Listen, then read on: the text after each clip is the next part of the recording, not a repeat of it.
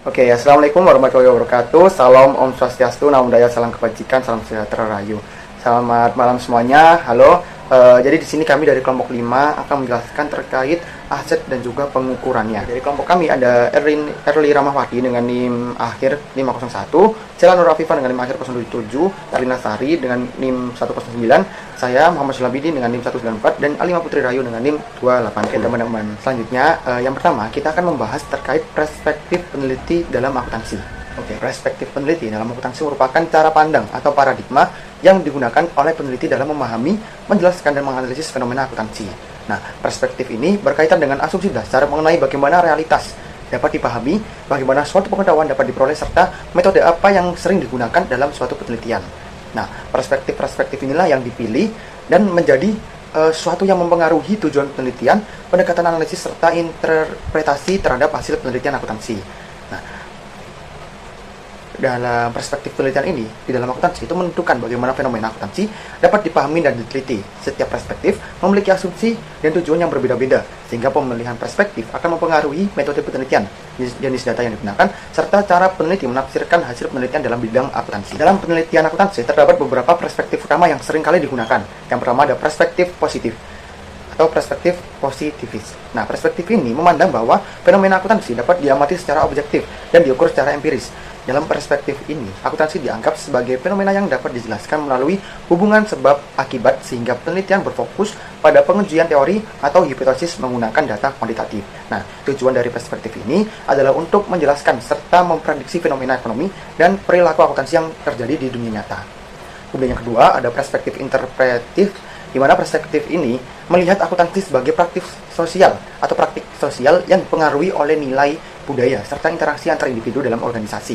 Nah, penelitian dalam perspektif ini bertujuan untuk memahami makna yang diberikan oleh individu atau kelompok terhadap praktik akuntansi yang mereka lakukan. Nah, hasilnya nanti pendekatan interpretif biasanya menggunakan metode kuantitatif, metode kualitatif seperti wawancara, observasi, atau studi kasus untuk memperoleh pemahaman yang lebih mendalam mengenai konteks sosial di balik praktik akuntansi. Oke, yang ketiga ada perspektif kritis, di mana perspektif ini menekankan pada analisis terhadap hubungan kekuasaan, kepentingan ekonomi, serta dampak sosial dari praktik akuntansi. Penelitian dengan perspektif ini tidak hanya berusaha memahami fenomena akuntansi, tapi juga mengkritisi praktik yang dianggap menimbulkan ketidakadilan atau merugikan pihak tertentu. Nah, maka dari itu, tujuan utama dari perspektif ini adalah mendorong perubahan sosial dan meningkatkan akuntabilitas dalam praktik akuntansi. Kemudian, yang keempat, ada perspektif postmodern, di mana perspektif postmodern ini memandang bahwa tidak ada satu kebenaran tunggal dalam praktik akuntansi. Sehingga pendekatan ini seringkali berusaha mengkaji bagaimana berbagai wacana, bahasa, dan struktur kekuasaan membentuk cara akuntansi dipahami dan dapat diterapkan. Nah, penelitian dalam perspektif ini biasanya menggunakan analisis wacana atau pendekatan reflektif untuk mengungkap berbagai asumsi yang selama ini dianggap sebagai kebenaran umum dalam akuntansi. Nah, maka dari itu, di setiap perspektif ini memiliki asumsi dan tujuan yang berbeda-beda, sehingga pemilihan perspektif akan mempengaruhi metode penelitian, jenis data yang digunakan, serta cara peneliti menafsirkan hasil penelitian dalam bidang akuntansi. Selanjutnya yakni perspektif metodologi akuntansi, ideologi versus nomotetis. Pengertian metodologi dalam akuntansi.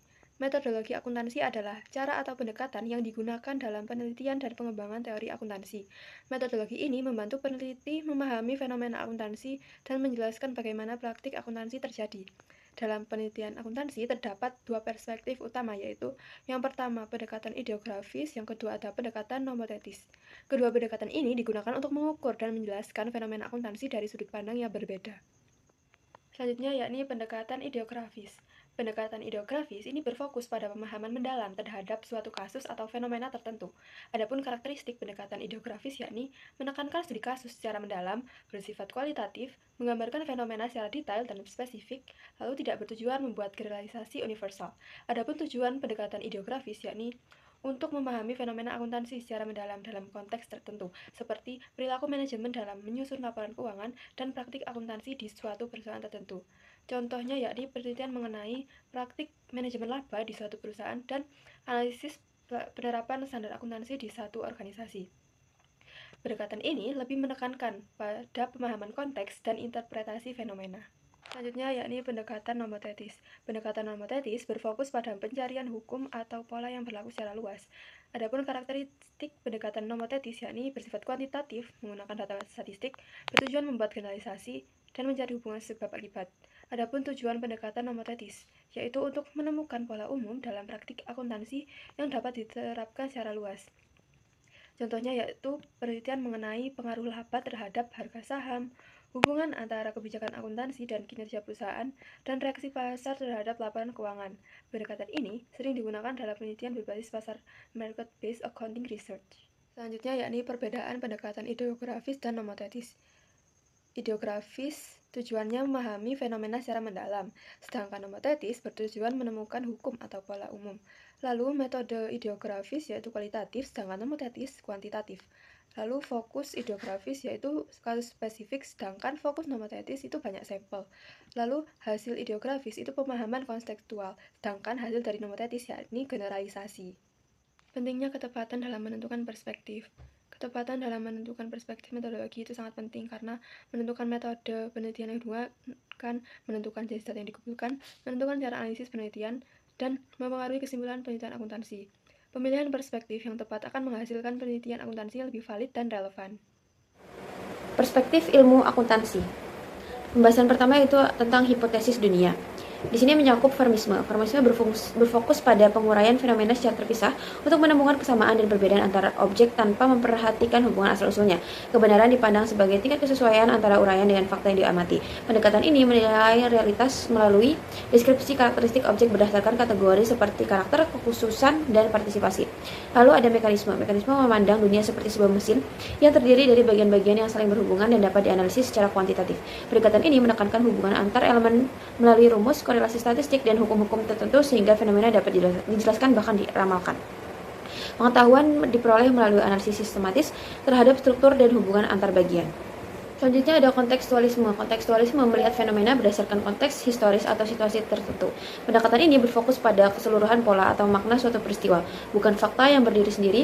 Kebenaran dipahami melalui interpretasi fakta dalam konteksnya sehingga hasil analisisnya bersifat situasional dan dapat berubah sesuai kondisi. Selanjutnya ada organisisme. Organisisme ini memandang dunia sebagai suatu kesatuan yang terintegrasi dan harmonis. Fokusnya pada keseluruhan sistem yang tersusun secara teratur sehingga fenomena dapat dijelaskan dan diprediksi secara menyeluruh. Kebenaran dianggap tercapai ketika seluruh fakta telah dipahami secara koheren dalam satu kesatuan yang utuh. Pembahasan selanjutnya yaitu Fermisme dalam akuntansi. Fermisme dalam akuntansi ini menekankan pencarian persamaan dan perbedaan antar teknik, aturan, dan model akuntansi tanpa menyoroti hubungan antar konsep tersebut. Pendekatan ini terlihat dalam buku teks dan pengajaran akuntansi yang menggunakan aturan umum, model, dan algoritma untuk menjelaskan praktik akuntansi berdasarkan klasifikasi dan perbandingan. Selanjutnya, mekanisme dalam akuntansi. Mekanisme dalam akuntansi tidak hanya membandingkan objek, tetapi juga mencari hubungan kuantitatif antar fenomena untuk menjelaskan dan memprediksi kondisi keuangan. Pendekatan ini menggunakan analisis statistik dan keteraturan empiris dengan asumsi bahwa ukuran serta hubungan antar ukuran bersifat tetap sehingga dapat dianalisis secara sistematis. Selanjutnya, kontekstualisme dalam akuntansi. Kontekstualisme dalam akuntansi berfokus pada interpretasi fakta berdasarkan konteks tertentu untuk membentuk pola pemahaman yang spesifik. Fakta dianggap dinamis dan dapat berubah sesuai situasi sehingga penelitian akuntansi dengan pendekatan ini menghasilkan kesimpulan yang terbatas pada kondisi atau lingkungan tertentu. Selanjutnya ada organisisme dalam akuntansi. Organisisme dalam akuntansi menekankan pemahaman fenomena menjadi sebagai suatu sistem yang terintegrasi dan menyeluruh. Pendekatan ini menggabungkan data dan konteks spesifik untuk membentuk struktur akuntansi yang lebih komprehensif dengan tujuan menemukan keteraturan empiris dan menghasilkan pemahaman yang utuh terhadap keseluruhan sistem akuntansi. Sekarang kita memasuki materi perspektif pada penelitian dalam akuntansi. Penelitian akuntansi ini tidak berdiri secara teknis semata, melainkan berakar pada asumsi filosofis mengenai bagaimana realitas dipahami, bagaimana pengetahuan diperoleh, serta bagaimana masyarakat dipandang. Dalam kajian ilmu sosial, klasifikasi yang sering digunakan untuk menjelaskan perbedaan perspektif adalah kerangka yang dikembangkan oleh Barrell dan juga Morgan. Kerangka tersebut membagi paradigma penelitian berdasarkan dua dimensi utama, yaitu hakikat ilmu sosial dan juga hakikat masyarakat. Dari kombinasi kedua dimensi ini lahir 4 paradigma penelitian dalam akuntansi. Ada fungsionalis, interpretatif, humanis radikal, dan juga struktural radikal. Ini adalah kerangka kerja Barrow dan juga Morgan, yaitu yang hakikat ilmu sosial. Yang pertama di sini ada asumsi ontologis atau nominalisme atau realisme. Ontologi membahas sifat realitas sosial. Realisme yang memandang bahwa fenomena sosial termasuk praktik akuntansi memiliki keberadaan objektif yang terpisah dari individu. Nah, perbedaan ini menentukan apakah akuntansi dipahami sebagai sistem objektif atau sebagai konstruksi sosial. Yang kedua ada asumsi epistemologis, yaitu positifisme, antipositivisme. Nah, epistemologis ini berkaitan dengan cara memperoleh pengetahuan. Positivisme menekankan observasi empiris, pengukuran dan juga pencarian hubungan sebab akibat. Antipositivisme menekankan pemahaman makna dan interpretasi terhadap tindakan sosial. Pilihan epistemologis mempengaruhi metode dan juga tujuan penelitian. Kita menuju ke kerangka kerja Barrel dan juga Morgan yang ketiga, yaitu asumsi sifat manusia, determinisme, dan juga voluntarisme.